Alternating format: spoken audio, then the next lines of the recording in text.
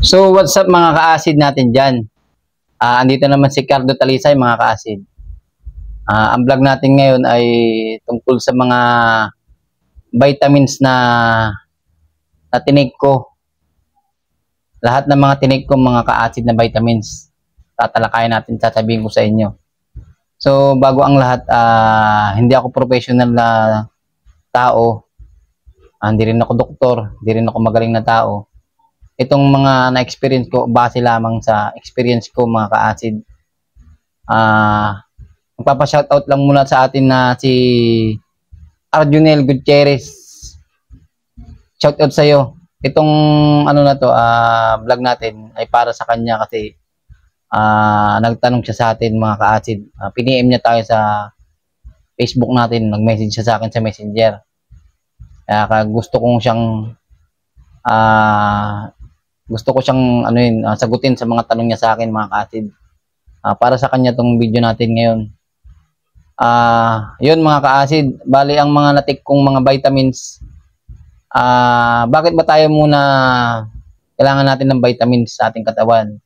Kasi maraming nawala sa atin na vitamins katulad ng vitamin C at saka mga potassium yan. Nawalan tayo ng mga ganyang vitamins kaya nagtitik tayo ng mga vitamins kasi nagkaroon tayo ng acid reflux.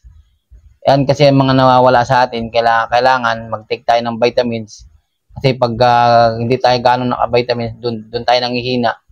Nawalan kasi tayo ng nutrients sa ating katawan mga ka-acid. Ngayon, itong vlog ko, sasabihin ko sa inyo mga tinik kong vitamins at sinubukan ko. So mga ka-acid, ang unang-unang kong tinik yung niresetahan ako ng doktor. Vitamin B complex. Bali yan yung unang tinik ko na vitamins. Bali yan talaga, ang vitamins na yan, okay naman siya sa akin. Hindi na ako ulit take ng vitamins, pero yung mga ilang araw, kasi taon din tayo nagkasakit eh. Mga ilang umiinom din ako niyan, tapos sinusubukan ko ulit. Parang talagang hindi ko na siya hiyang. Kaya actually talagang okay naman yung vitamin B complex. Lumakas din ako dyan. Kaso tinigil ko siya. Kasi hindi rin naman porket vitamins na yan, kailangan idire-diretso mo. Hindi, kailangan talaga yung natin, sapat na pagkain.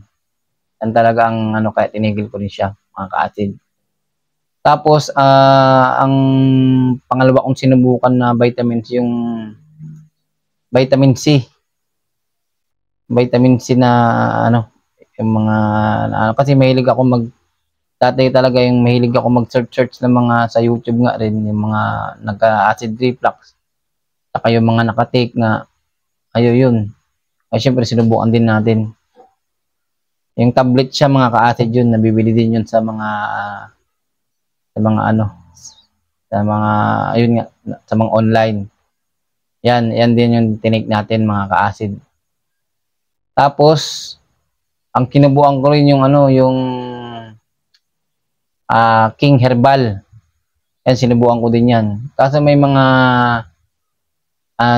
may mga side effect din sa akin. Kaya, yung mga lahat ng vitamins na sinabi ko, yung vitamin C at saka yung King Herbal, tag-iisang beses ko lang sila inom kasi ngayon nagkaroon ako ng mga side effect doon.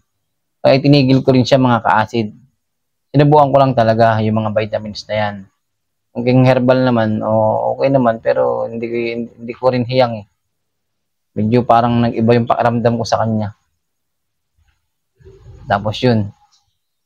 Tapos syempre sa iba talaga, syempre, hindi naman tayo pare-parehas ng katawan. Hindi naman porket na okay sa iba, okay din sa'yo. Ganun. Malay nyo, okay sa inyo. Sa akin hindi. Ganun yan mga ka-acid. Parang halimbawa, sa mga gamot, 'di ba? Sa mga gamot, pag nagbibigay yung doktor sa iyo, katulad ng umiinom tayo ng pantoprazole, omeprazole, basta lahat ng may sol sa mga nagkaka-acid reflux. Yan, kung hindi sa iyo gumana yung pantoprazole, omeprazole, lang. Tapos ganun, marami pa lahat ng mga sol susubukan sa iyo ng doktor. Ayun, pag wala na talaga, ayun, talagang itigil mo na yung gamot. Ganun lang yung mga ka-acid. Parang pag nilalagnat ka, ayun, parang pag nilalagnat ka, iba-iba din. May bioflu, may Biogesic, parang ganun. Hiyangan lang yan. Lahat ng mga vitamins, hiyangan din yan mga ka-acid.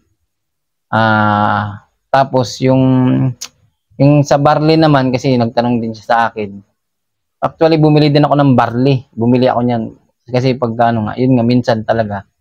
Pagka nagtatalo din kami ni misis ko, kasi panay-bili ko nga ng mga ano. Minsan di ko nauubos, mga ka-acid, di ko nauubos yan.